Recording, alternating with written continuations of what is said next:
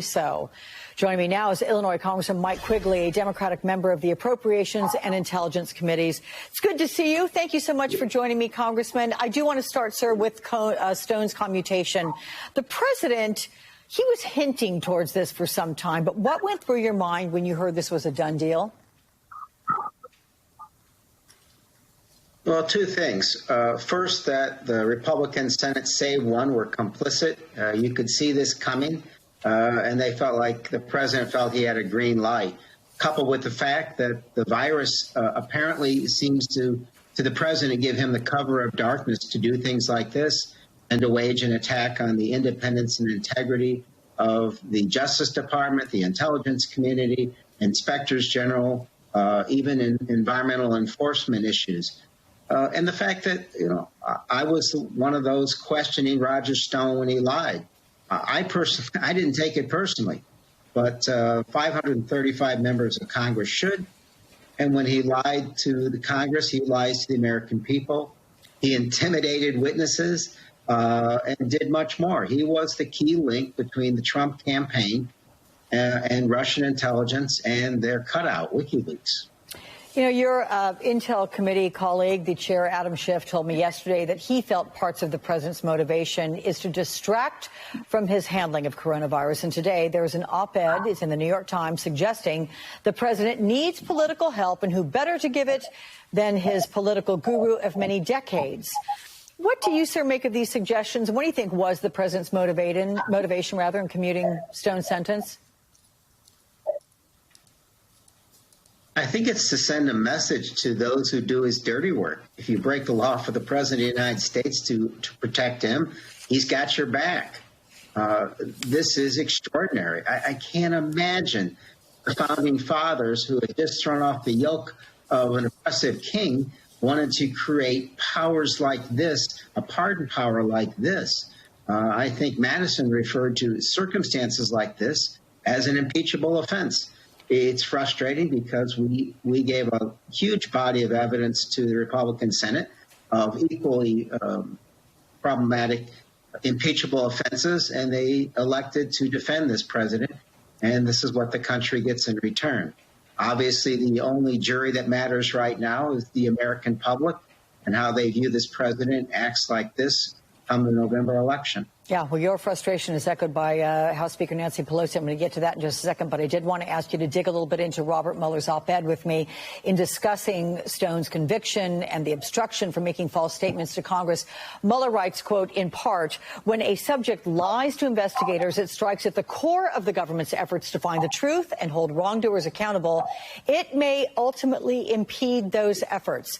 Congressman, those last 6 words there, did Stone's obstruction impact the investigation more than we thought?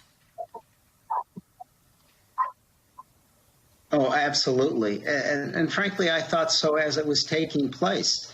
And he wasn't alone. There were those who refused to abide by lawfully obtained subpoenas, those who refused to answer questions before Congress. The President of the United States himself refused to testify before the Mueller investigation. So these are horrible precedents. The truth did not come out. It won't come out probably for another generation, or until, at least until after further court rulings. And that will be after the November election, which is a real crime. There was a minor victory, legal victory this week, when the court ruled the president wasn't above the law regarding his financial statements and documents related to issues like Deutsche Bank and money laundering.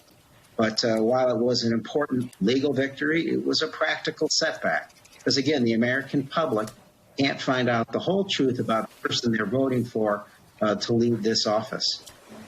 House Speaker, sir, Nancy Pelosi is vowing to take action to guarantee the president doesn't take similar action again. Take a listen to what she said a bit earlier.